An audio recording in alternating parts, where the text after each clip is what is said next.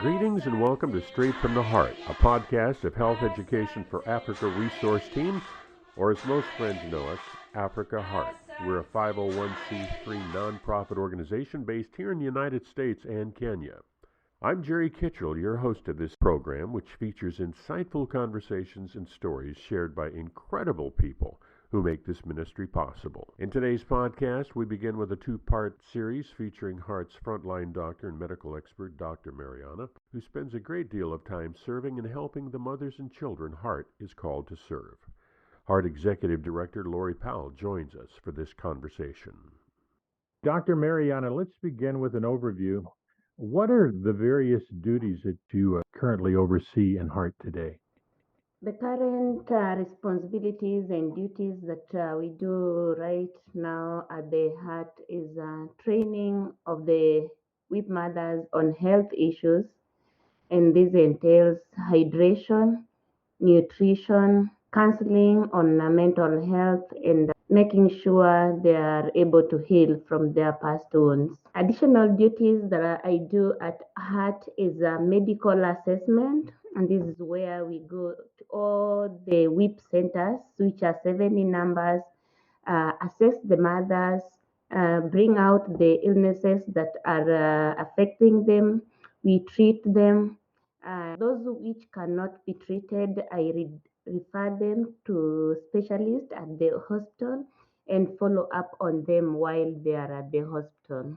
I also do cancer screening, and during cancer screening, we unearth things like cervical cancers, throat cancers, and breast cancers. Right now, we have a total number of 11 mothers we are following up. 7 have cervical cancer, 1 with breast cancer, 1 has thyroid cancer, 1 with blood cancer, and all these are the WIP mothers that are on monthly follow-up. So when cancer is present in women like that, is that strongly associated with the fact that they are HIV positive? Yes, so from the studies, we find that 6% of HIV patients have are prone to getting things like cervical cancers. So their condition contributes to the chances that they have higher chances of getting those different types of cancers. And in your job and responsibilities, you work not only at Heart's headquarters in Nairobi, but Mhm. when you go out to the different centers, do you spend a large amount of your time outside of Nairobi, or what does that look like, let's say, on a weekly basis?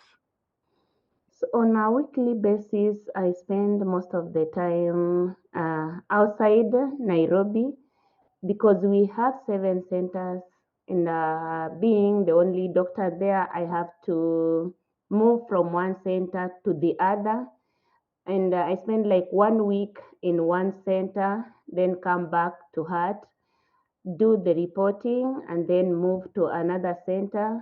But when I'm back at Heart is for a few time doing reports. And then in Nairobi, we also have a center where when I'm not in the office, I go at Kibera WIP Center.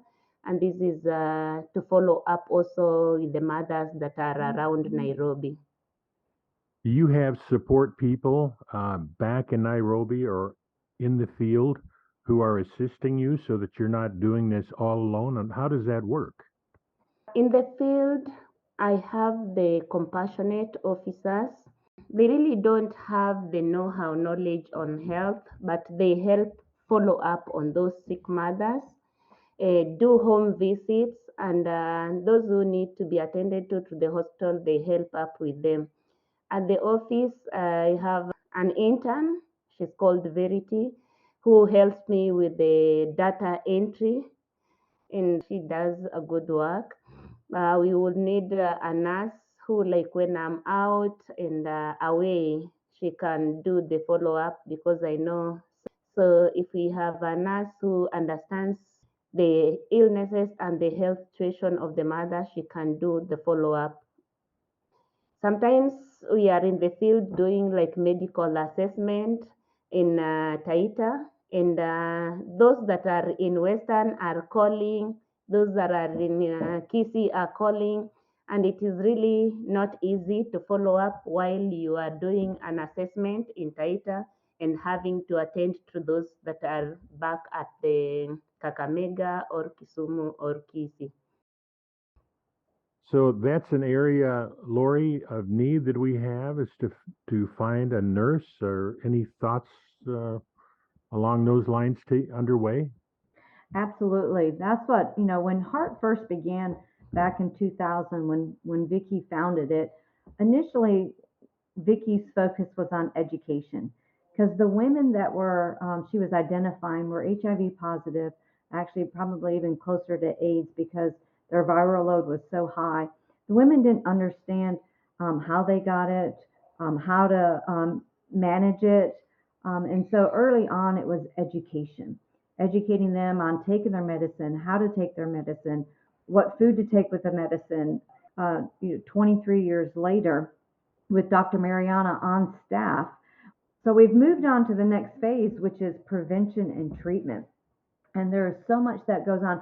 We're doing the medical assessments, uncovering a lot of illnesses in our mothers that we didn't even know about before, which is great that we're uncovering it, but it also brings on the load of treatment and follow up. Dr. Mariana, as you can imagine, is a burden. We have 695 women that are in our program, plus 2,400 children.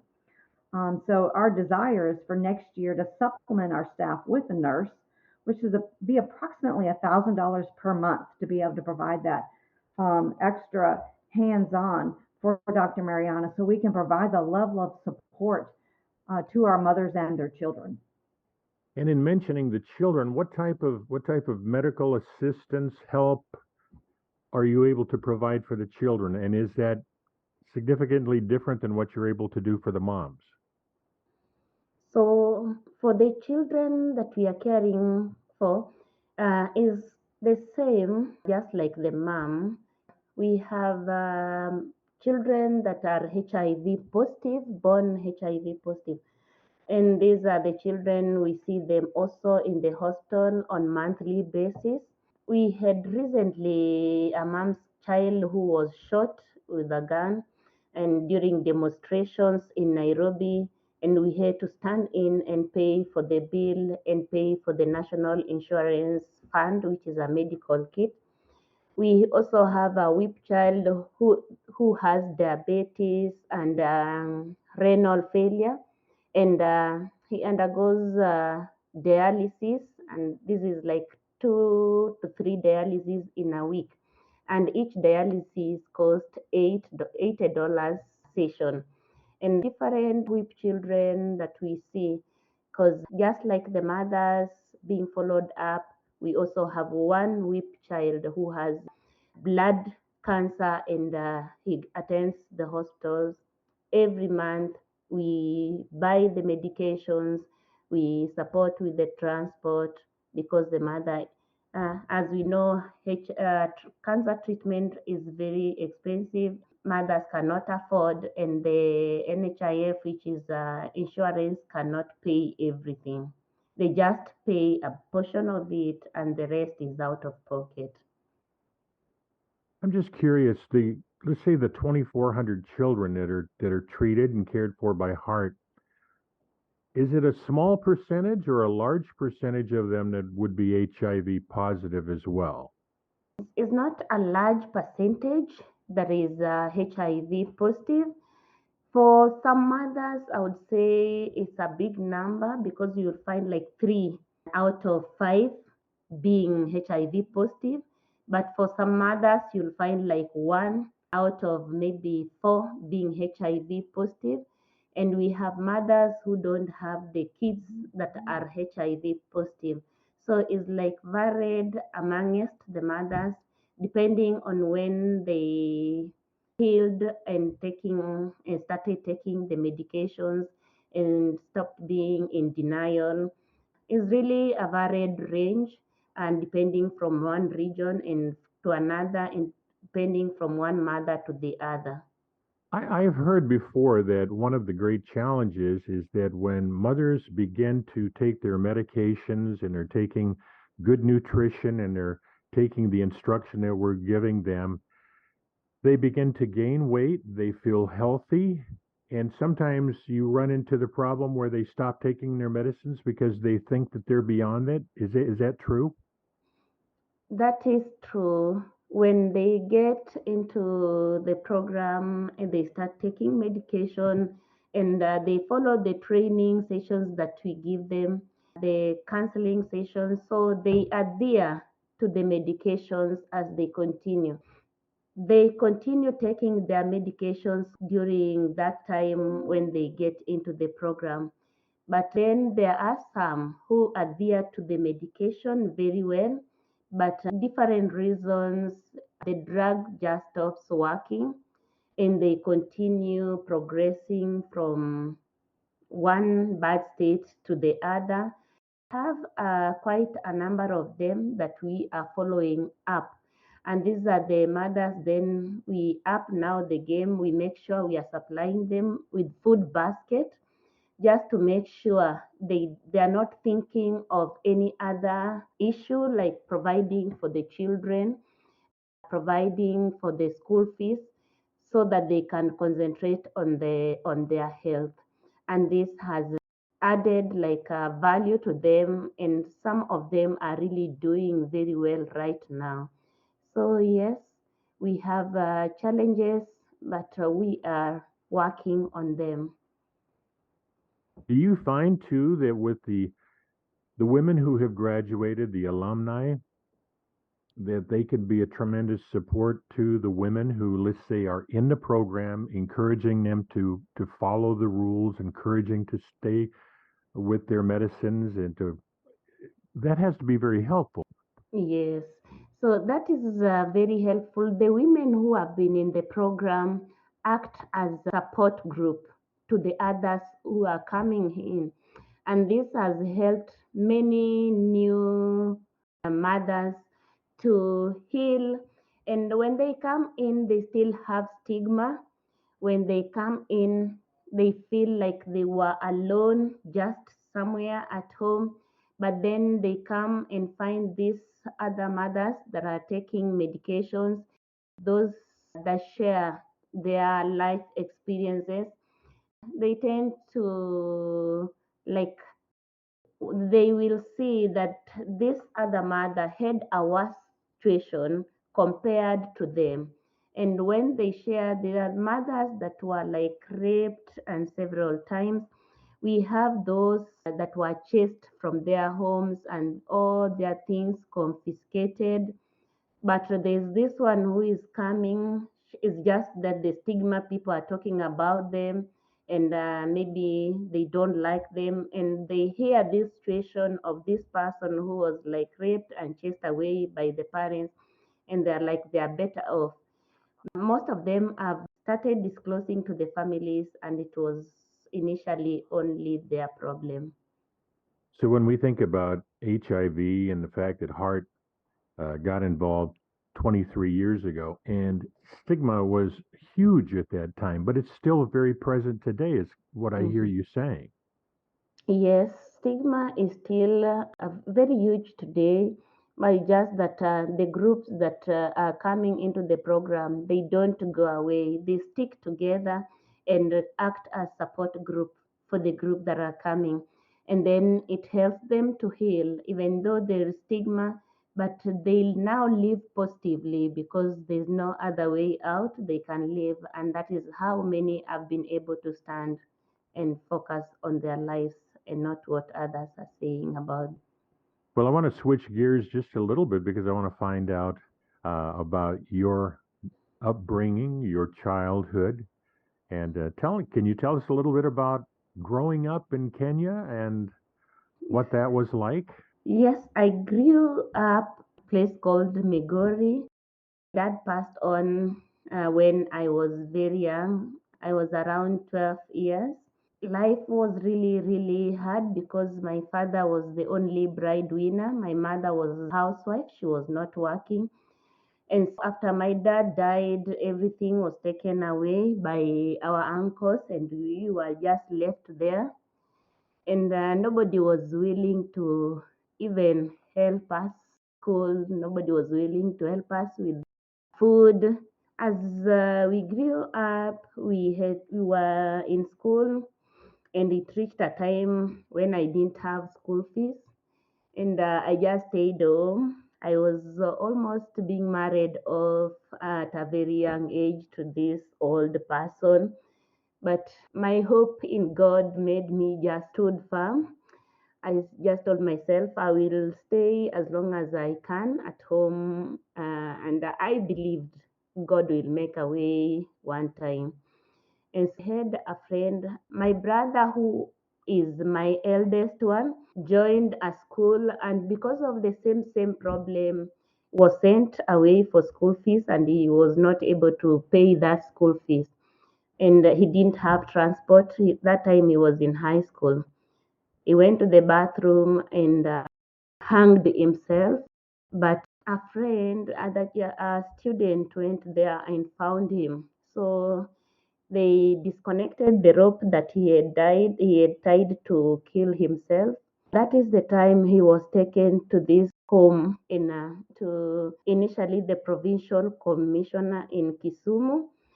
And when that man, the commissioner was transferred from that place, he left him in a children home, and that children home was called Covenant Home.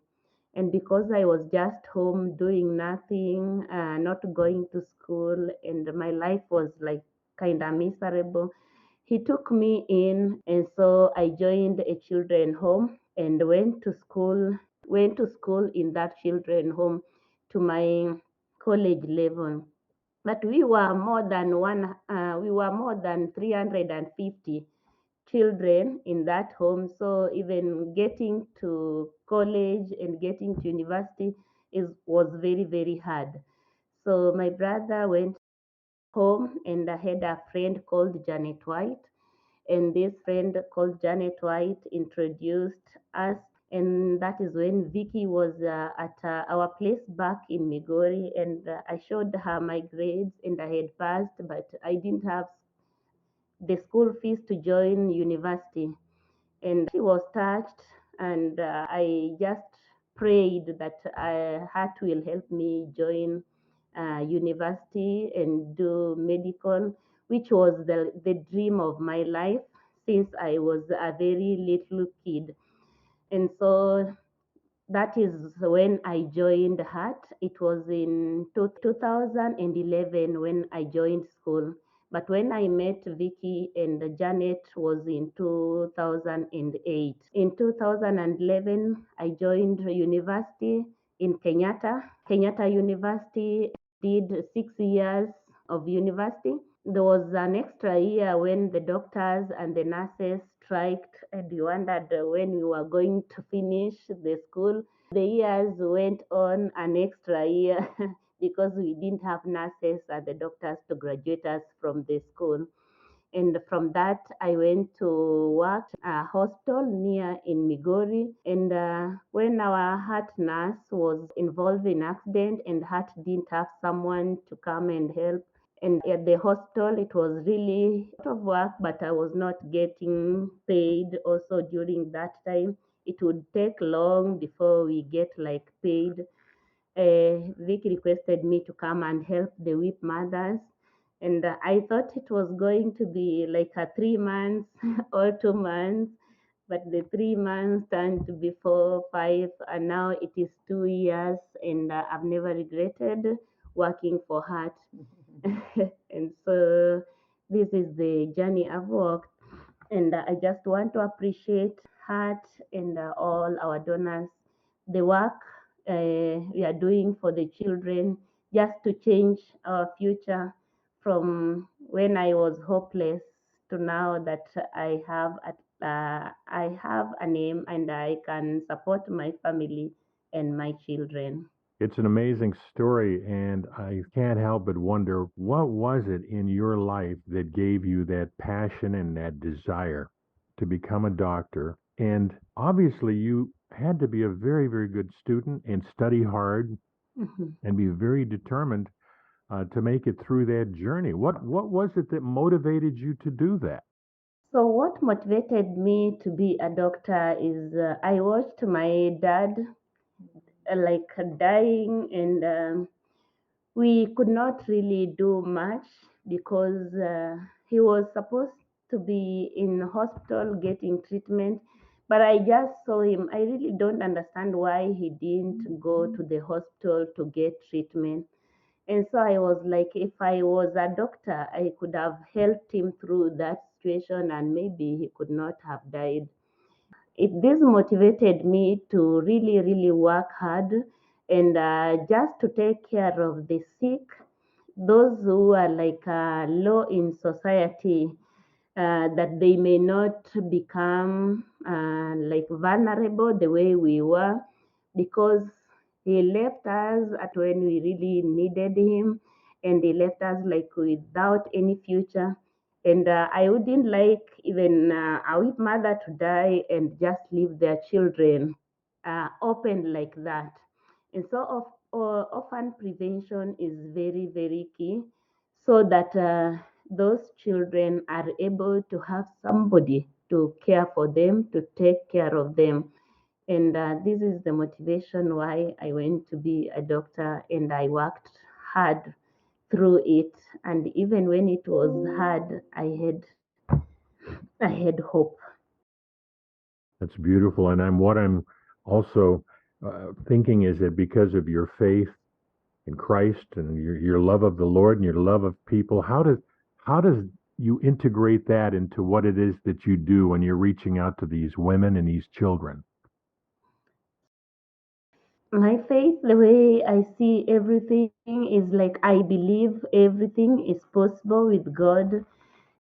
I always know there is always a way where there is no way.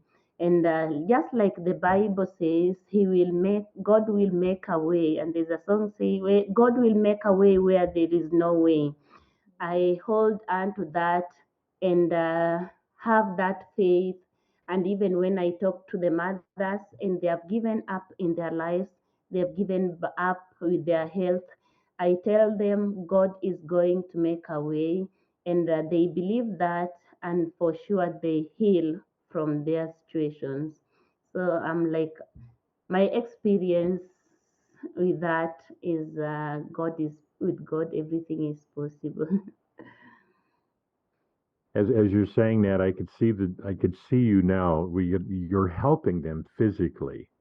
You're giving them knowledge. You're giving them medicines. You're giving them guidance. But at the same time, it's almost like with your touch, you're also anointing them. You're praying over them, Hmm. and it. So it's the physical and it's the spiritual and it's the emotional, and that all together has to be powerful in terms of healing, right? Hmm. Yes, it is. Giving them hope, When a there is hope in the no future. hope, Hope. yeah. Exactly. Yeah, I tell them the situation I went through to be where I am, and the way I didn't know where help was going to come from, and how God worked out each and every step.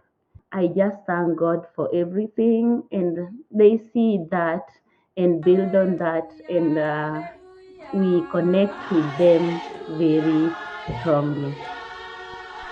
Well, you'll want to hear from Dr. Mariana in next month's podcast when she talks about her own experience of being an adolescent girl growing up in Kenya and how she benefited from Heart's Freedom for Girls program.